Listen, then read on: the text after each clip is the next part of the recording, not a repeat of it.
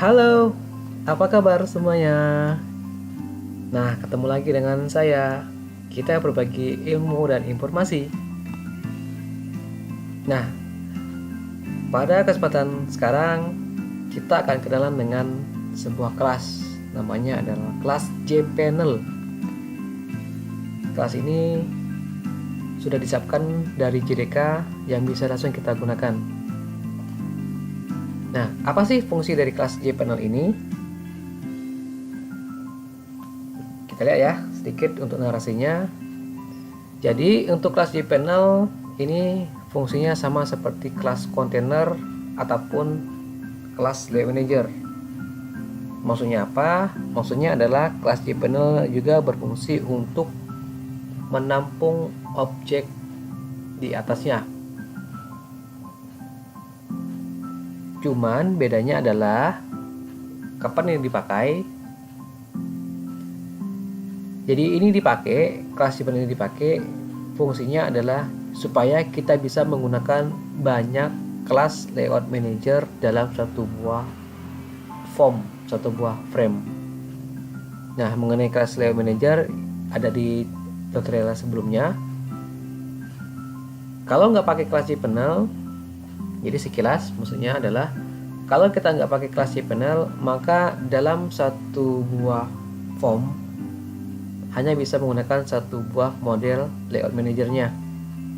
Tetapi dengan kelas J-Panel kita bisa menggunakan banyak kelas layout manager sehingga nanti efeknya adalah tampilan dari sebuah form itu bisa lebih bagus, bisa lebih cantik, bisa lebih enak untuk dilihat seperti itu. Nah, sekarang kita lihat ya contoh dari programnya. Oke, sebelum kita lihat konsep dari kelas J-Panel ini, jadi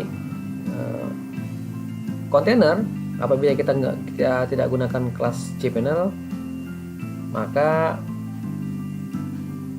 kontainer itu diatur hanya menggunakan langsung kelas layout manager. Jadi hanya ada satu buah kelas layout manager yang bisa digunakan di kelas kontainer, baru masuk ke dalam kontainer objeknya. Objek baru masuk ke dalam kelas kontainer.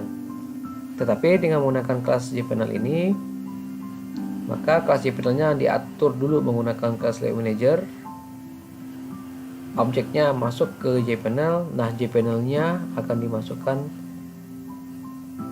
kontainer, diatur menggunakan layout manager, baru dia akan bertumpuk di atasnya. Jadi dia fungsinya seperti layer. Ada layout manajernya, ada J-Panelnya, sehingga sekali lagi ini fungsinya adalah supaya tampilannya bisa lebih bagus, lebih enak untuk dilihat. Nah, sekarang kita lihat contohnya seperti ini. Sebagai contoh, kita bikin ada di sini ada 4 buah panel yang akan kita gunakan. Masing-masing namanya panel 1, panel 2, 3 sama 4.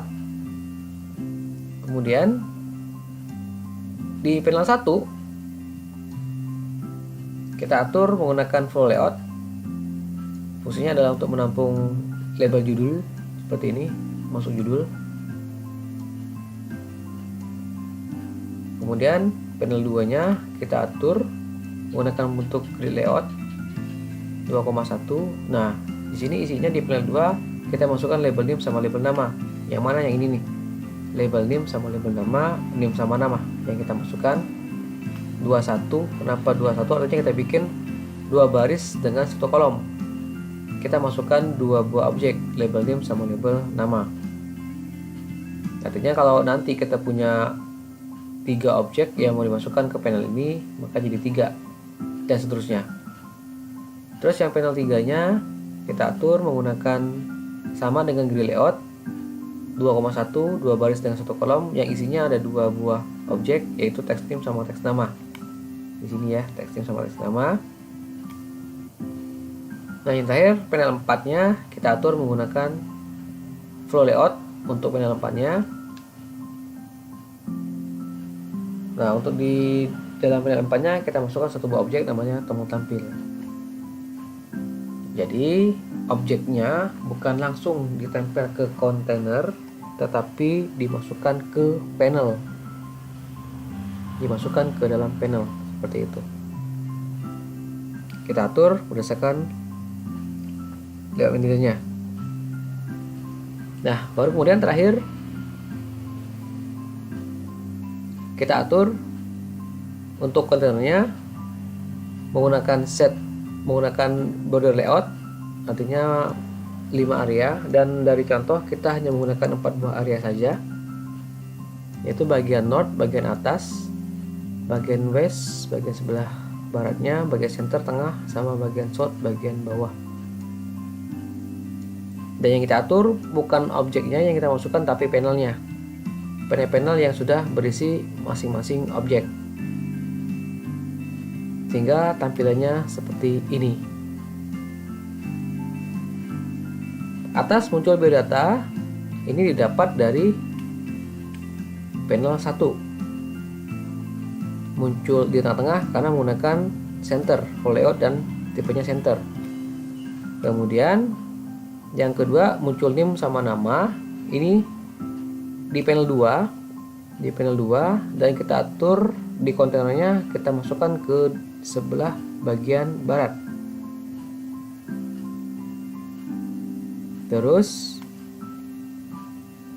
tag xt NIM sama tc nama dimasukkan dari panel 3. Nah, di kontainernya panel 3 nya kita atur ditempatkan bagian center.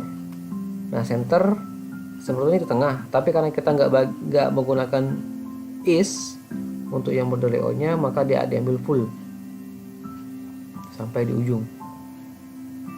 Nah, baru yang terakhir adalah bagian shot. Nah, untuk bagian shotnya, border layout yang bagian shotnya kita isi dengan panel 4. Apa isinya untuk panel 4? Isinya adalah tombol tampil. Nah, jadi kira-kira bentuknya bisa seperti ini.